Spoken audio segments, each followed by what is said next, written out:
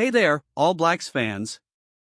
Incoming All Blacks coach Scott Robertson has been in France during the Rugby World Cup, but he hasn't been welcomed at games involving the All Blacks, according to Justin Marshall. But before we get started, make sure you're subscribed to this channel to stay updated with all the latest All Blacks news. We're committed to bringing you daily updates right here. Now, let's get to the news. Marshall, who has a history with Robertson from their team at the Crusaders, is working as a pundit for SuperSport in South Africa during the Rugby World Cup. He made this claim during a panel discussion with former Springbok shot Burger and agreed with Burger's conclusion that there seems to be no love lost between All Blacks coach Ian Foster and Scott Robertson. Marshall mentioned, Scott Robertson has been here in France. You would have seen him. He's been floating around. He's not allowed to be at All Blacks games.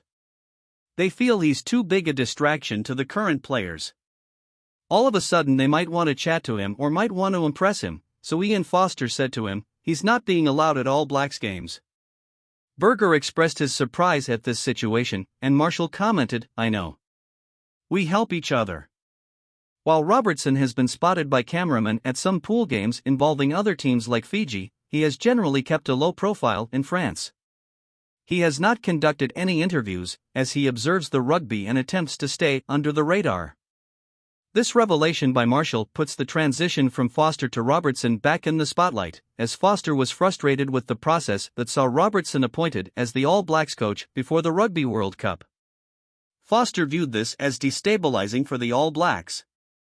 The scathing review into New Zealand Rugby's governance also criticized the way Robertson's appointment was handled, stating that it caused harm to the public perception of NZR.